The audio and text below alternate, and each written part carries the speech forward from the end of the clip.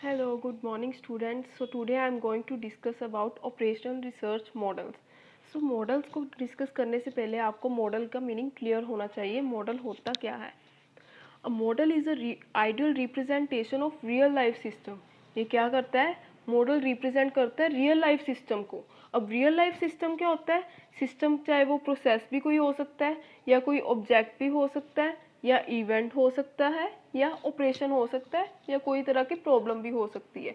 ये क्या करता है? रियल लाइफ सिचुएशन है या कोई रियल लाइफ प्रोसेस है या ऑपरेशन है या ऑब्जेक्ट है, उसको रिप्रेजेंट करता है, रियलिटी दिखाता है. ठीक है, बट यहाँ पे ये भी लिखा है एग्जाम्पल में कि ये जो है since they partially represent the reality not fully, ये जो है पार्शली रियलिटी को रिप्रेजेंट करता है. जैसे यहाँ पे एग्जाम्पल देखें, फर्स्ट है फोटोग्राफ. फोटोग्राफ अगर हम देखें, जब हम अपनी पिक्स देखते हैं या पिक्स क्लिक करते हैं, उसमें क्या होता है, हम पिक्स देख के ये पता लगा सकते हैं कि बंदे का फेस कैसा है या उसके हेयर्स कैसे हैं, आईज कैसी है, बट इंसान की नेचर कैसी है वो हम नहीं पता लगा सकते. सो इसे हम क्या कहते हैं? दे पार्शली रिप्रेजेंट द रियलिटी. सो ये क्या करता है? पार्शली रिप्रेजेंट करता है रियलिटी को, नॉट फुली. नेक्स्ट है organisational chart, accounting statements like P and L, balance sheet. अगर हम अकाउंटिंग स्टेटमेंट्स की बात करें, प्रॉफिट एंड लॉस अकाउंट या बैलेंस शीट की, तो प्रॉफिट एंड लॉस अकाउंट किस चीज़ के लिए होता है? प्रॉफिट एंड लॉस अकाउंट जब हमने कंपनी के प्रॉफिट्स वगैरह देखने होते हैं, कंपनी को प्रॉफिट हुआ है या लॉस हुआ है. एंड बैलेंस शीट क्या बताती है? कंपनी की फाइनेंशियल पोजीशन कैसी है. तो इस केस में भी ये अकाउंटेंट पे डिपेंड करता है, अकाउंटेंट किस तरीके से बना रहा है बैलेंस शीट या प्रॉफिट एंड लॉस अकाउंट. क्या वो रियलिटी को दिखा रहा है कि नहीं, असल में जो चीज़ है वो दिख रही है या नहीं दिख रही. सो ये यहाँ पे आता है. सो यहाँ पे लिखा गया इसलिए पार्शली रिप्रेजेंट द रियलिटी, क्योंकि अगर हम फोटोग्राफ की बात करें, इंसान की नेचर तो नहीं हम जान सकते फोटो देखें. ठीक है, तो ये था हमारे मॉडल का मीनिंग. नेक्स्ट है टाइप्स ऑफ मॉडल. बेसिकली जो है 4 टाइप्स के मॉडल होते हैं, उसकी हम आगे क्लासिफिकेशन है, 4 काइंड्स की क्लासिफिकेशन, वो हम वन बाय वन डिस्कस करेंगे. फर्स्ट क्लासिफिकेशन है classification bye structure. Classification bye structure में आगे 3 या 4 तरह की सब क्लासिफिकेशन है. First one is iconic model. Iconic model जो होता है इसे हम फिजिकल मॉडल भी बोलते हैं. Physical model, iconic model is also known as physical model. Iconic model are pictorial representation of real system. Pictorial मतलब क्या है? पिक्चर. ठीक है, ये रियल सिस्टम के एक तरह की पिक्चर बनाता है. ठीक है, पिक्चर एक तरह की शो करता है. And have the appearance of real thing. For example a photographer, blue print of globe, iconic model of earth. अब अगर हम यहाँ पे बात करें आइकॉनिक मॉडल की, आइकॉनिक मॉडल में आपने 2 चीज़ें याद रखनी है. एक होता है स्केल्ड अप, एक होता है स्केल डाउन. स्केल्ड अप मतलब क्या होता है? अगर हम स्केल्ड अप की बात करें, अप मतलब कोई चीज़ जो एक्चुअल में जो है उसे थोड़ा बड़ा करके दिखाना. फॉर एग्जांपल जैसे ह्यूमन सेल्स है. ठीक है, सेल्स जो है ह्यूमन की बॉडी में, अगर वो हम एक्चुअल में रियलिटी में देखें वो तो बहुत छोटे छोटे होते हैं, जो दिखते भी नहीं है इतने. ठीक है, तो फिर अगर हम उसे एक्चुअल में अब हमने उसका मॉडल बनाना है, तो फिर हम क्या करेंगे? थोड़ा बड़ा करके बनाएंगे, सो डैट जो है जिन स्टूडेंट्स को हमने समझाना कि ह्यूमन सेल्स कैसे होते हैं वो क्लियरली समझ सके. सो इसलिए हम उसे स्केल्ड अप बोलेंगे, जितने होते हैं एक्चुअल में उससे थोड़ा बड़ा करके दिखाना. एक होता है स्केल डाउन. स्केल डाउन का मतलब क्या होता है कि जितनी चीज़ है उसे थोड़ा छोटा करके दिखाना. जैसे कि यहाँ पे ग्लोब है, आइकॉनिक मॉडल ऑफ अर्थ.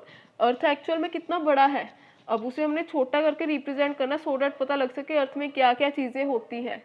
तो फिर उसका मॉडल जो है वो छोटा होगा, इसलिए हम यहाँ पे बोलते हैं स्केल डाउन. तो ये था हमारा आइकॉनिक मॉडल. नेक्स्ट मॉडल है analogue model. Analogue model is also known as schematic model.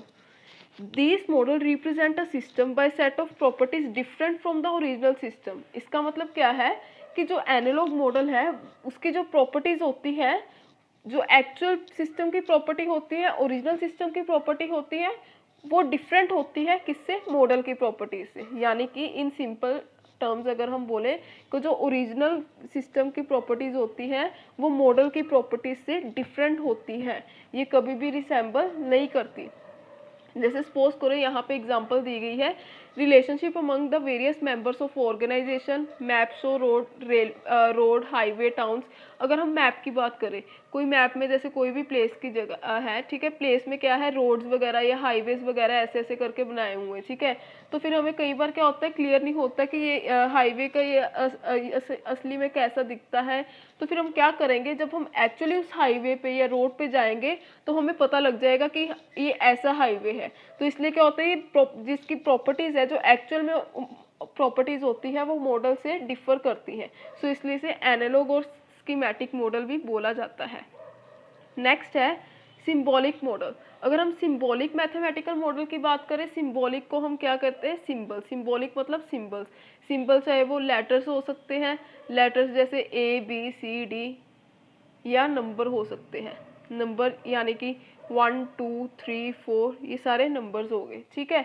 जैसे कि यहाँ पे these are most abstract in nature, the employ a set of mathematical symbols, letter, numbers to represent the component. यहाँ पे letter and numbers की बात की, symbols मतलब कोई in the form of letters और नंबर्स। जैसे यहाँ पे एग्जांपल की बात करें, एग्जांपल क्या दी हुई, relationship among speed and distance. अब अगर हम स्पीड टाइम डिस्टेंस जब हम मैथ्स में चैप्टर करते थे तो उसमें डिस्टेंस का फॉर्मूला क्या होता था, स्पीड इनटू टाइम। ये क्या हुआ, मैथमेटिकल हो गया, ठीक है, ये मैथमेटिकल इक्वेशन हो गया एक तरह के। और डिस्टेंस सिंबल ये क्या है, ये लेटर्स की फॉर्म में ये सिंबल्स हुए, ठीक है। तो ये था हमारा सिंबॉलिक मैथमेटिकल मॉडल। नेक्स्ट है क्लासिफिकेशन बेस्ड ऑन फंक्शन और पर्पस।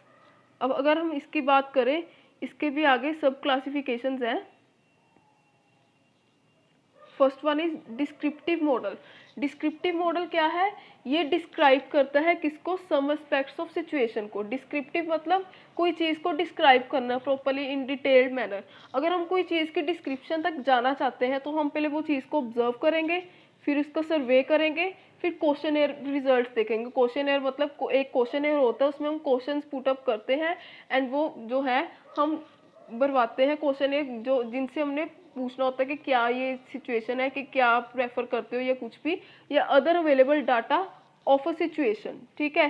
जैसे यहाँ पे आगे ऑर्गेनाइजेशनल चार्ट या प्लांट लेआउट। अगर हम प्लांट लेआउट डायग्राम की बात करें, प्लांट लेआउट क्या होता है, जैसे एक फैक्ट्री है, फैक्ट्री हमने एक सेटअप करनी है, उस पर हमने देखना है कहाँ पे कौन कौन सी मशीनरी लगेगी। हमने सो डैट जो वर्कर्स हैं फैक्ट्री में वो ईजिली वो मैनेज कर सके कि कौन सी मशीनरी कहाँ पे है। तो फैक्ट्री लेआउट मतलब क्या है, एक तरह का डायग्राम होता है जिसमें मतलब क्या प्रॉपर बताया होता है, ये वाली मशीनरी यहाँ पे लगेगी, ये वाली मशीनरी यहाँ पे लगेगी, इन डिटेल बताया होता है। सो इसे हम इसलिए क्या कहते हैं, डिस्क्रिप्टिव मॉडल। नेक्स्ट है प्रिडिक्टिव मॉडल। प्रिडिक्टिव मतलब क्या हुआ कि जो प्रिडिक्ट करता है आउटकम, प्रिडिक्ट कर सकता है, ये मॉडल क्या करते हैं, ये जो रिजल्ट है उसे प्रिडिक्ट कर पाते हैं, ठीक है। जैसे कि यहाँ पे एग्जांपल दिया हुआ S is equal to X plus Y E plus Z I. S मतलब क्या है, सेल्स। अब हमने सेल्स प्रिडिक्ट करनी कि सेल्स हमारी आगे जाके कंपनी की कितनी होगी। तो इस केस में क्या है, जो एक्स वाई जेड है वो क्या है, हमारे पैरामीटर्स या बोल दो या वेरिएबल्स बोल दो, ठीक है। ई क्या है, एक्सपेंडिचर। अब जो हमने सेल्स प्रिडिक्ट करनी, सेल्स कैसे प्रिडिक्ट करेंगे, डिपेंड करता है हमने एडवर्टीजमेंट कितनी की है। अगर हमारी एडवर्टीजमेंट अच्छी है, कस्टमर को अच्छी लगी, कस्टमर्स को प्रोडक्ट पसंद आया, तो हमारी सेल्स क्या है, इंक्रीज होगी। तो क्या है, सेल्स जो है हमारा डिपेंडेंट वेरिएबल हुआ और एक्सपेंडिचर क्या हुआ, इंडिपेंडेंट वेरिएबल। इंडिपेंडेंट मतलब जो सेल्स है, सेल्स किस पे डिपेंड कर रही है, एडवर्टीजमेंट के एक्सपेंडिचर पे। सो इसलिए हम इसे क्या बोलते हैं, प्रिडिक्टिव मॉडल। प्रिडिक्टिव मतलब जब हम कोई आउटकम को देख सकते हैं कि प्रिडिक्ट कर सकते हैं कि आगे इसकी आउटकम क्या होगी। जैसे सेल्स है, सेल्स की हमने आउटकम देखनी है, किस पे डिपेंड करती है, ये एक्सपेंडिचर पे। सो इसलिए इसे प्रिडिक्टिव मॉडल बोला गया है। नेक्स्ट है नॉर्मेटिव मॉडल। नॉर्मेटिव मॉडल क्या होता है, नॉर्मेटिव मॉडल को हम ऑप्टिमाइजेशन मॉडल या प्रिस्क्रिप्टिव मॉडल भी बोलते हैं। नॉर्मेटिव मॉडल का मतलब क्या हुआ, ऑप्टिमम सोल्यूशन प्रोवाइड करना। ऑप्टिमल का मतलब मैंने कल भी बताया था, ऑप्टिमल मतलब बेस्ट सोल्यूशन प्रोवाइड करना, किसका, प्रॉब्लम का। कोई भी प्रॉब्लम है उसका बेस्ट सोल्यूशन क्या होगा, सब्जेक्ट टू सर्टेन लिमिटेशन। इसकी कई लिमिटेशंस भी है, उसको ध्यान में रखते हुए हमने बेस्ट सोल्यूशन प्रोवाइड करना।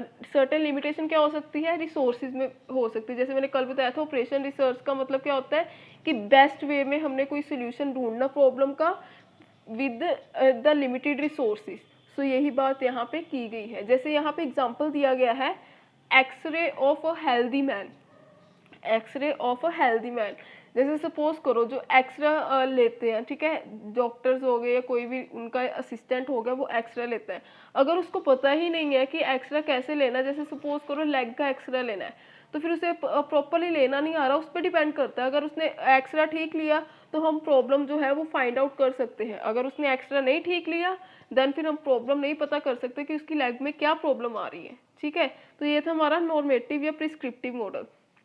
थर्ड क्लासिफिकेशन है classification based on time reference. Time reference मतलब टाइम को यहाँ पे ध्यान में रखा गया है। फर्स्ट मॉडल है स्टैटिक मॉडल, सेकंड है डायनेमिक मॉडल। अगर हम स्टैटिक मॉडल की बात करें, स्टैटिक मॉडल क्या होता है? स्टैटिक मतलब कांस्टेंट, कांस्टेंट मतलब no change, no change.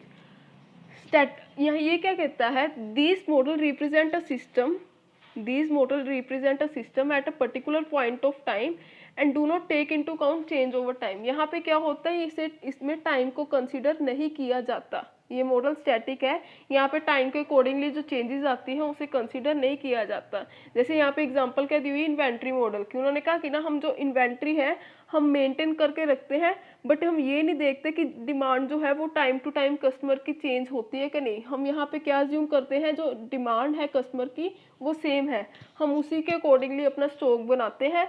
But अगर हम देखें फ्रॉम टाइम टू टाइम जो कस्टमर के हैं वो चेंज होते रहते हैं, क्या? टेस्ट एंड प्रेफरेंसेस, तो उनकी डिमांड भी चेंज हो सकती है। सो इसलिए यहाँ पे ये चीज़ कंसीडर नहीं की जाती टाइम की, तो इसलिए इसे बोला गया स्टैटिक मॉडल। नेक्स्ट बात करते हैं डायनेमिक मॉडल की।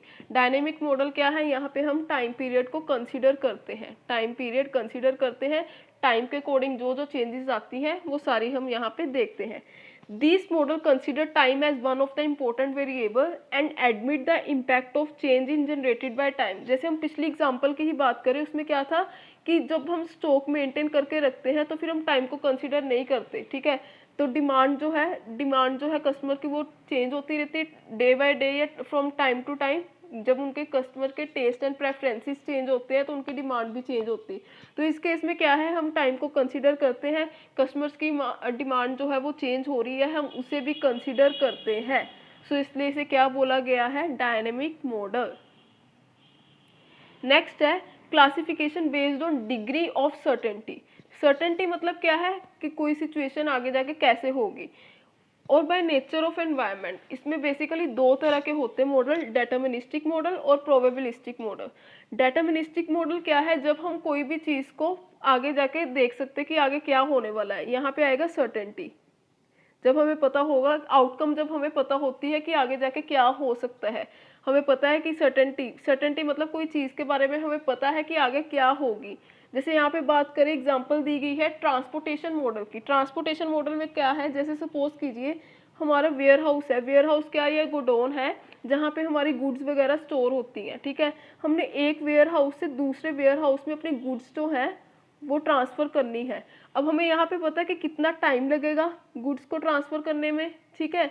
हमें ये भी पता होगा कि यहाँ पे कौन कौन सी जो वेज है जहाँ से हम जा सकते हैं रोड के थ्रू। अगर एक रास्ता बंद है तो दूसरे रास्ते से जा सकते हैं। तो यहाँ पे क्या है, हम सारी चीज़ें जो है डिटर्मिन कर पा रहे हैं। यहाँ पे सर्टेनिटी है, ये देखिए, all the parameters and functional relationship are assume to be known with certainty. जब हमने कोई डिसीजन लेना है वहाँ पे क्या है, हमें पता है, सर्टेनिटी है कि क्या चीज़ आगे जाके कैसे हो सकती है। तो ये इसलिए से बोला गया है डिटर्मिनिस्टिक मॉडल। नेक्स्ट है प्रोबेबिलिस्टिक मॉडल। प्रोबेबिलिस्टिक मॉडल को हम स्टोकेस्टिक मॉडल भी बोलते हैं। Probabilistic model is also known as stochastic model. ये क्या करता है, ये जब सिचुएशन को हैंडल करता है in which outcome of managerial actions can not be predicted. यहाँ पे जो आगे जाके होना वो हमें पता ही नहीं है क्या हो सकता है, यहाँ पे अनसर्टेन है चीज़। पहले क्या था, डिटर्मिनिस्टिक में सर्टेन थी चीज़, आउटकम हमारी सर्टेन थी। यहाँ पे क्या है, अनसर्टेन, हमें पता ही नहीं है कि आगे जाके क्या हो सकता है, ठीक है। जैसे यहाँ पे एग्जांपल देखें, इंश्योरेंस कंपनी की एग्जांपल दी गई है। इंश्योरेंस कंपनी में क्या है, जैसे हम इंश्योरेंस कंपनी में हम इंश्योर करवाते हैं risk of fire. Risk of fire मतलब जैसे गोडाउन है, गोडाउन की हम इंश्योरेंस करवा लेते हैं। अगर बाय चांस यहाँ पे आग लग जाए तो फिर हमें थोड़ा सा जो भी नुकसान हुआ है गुड्स का वो हमारे जो है इंश्योरेंस कंपनी रिकवर कर देगी, ठीक है। अब हमें पता नहीं है ये फायर लग भी सकती है, नहीं भी लग सकती। आगे है एक्सीडेंट या सिकनेस। सिकनेस में या बीमार हो आप या कुछ भी हो, वो एक तरह का होता है इंश्योरेंस, इसके आपने करवा ली, ठीक है। अब हमें पता नहीं कि आगे जाके हम बीमार पड़ेंगे या नहीं पड़ेंगे, ये अनसर्टेन है ना सिचुएशन। सो इसलिए इसे क्या बोला गया है, प्रोबेबिलिस्टिक मॉडल। सो आज के लिए यही टॉपिक था। सो अगर आपको इसमें कोई भी डाउट्स वगैरह है आप पूछ सकते हैं। So thank you class. Okay.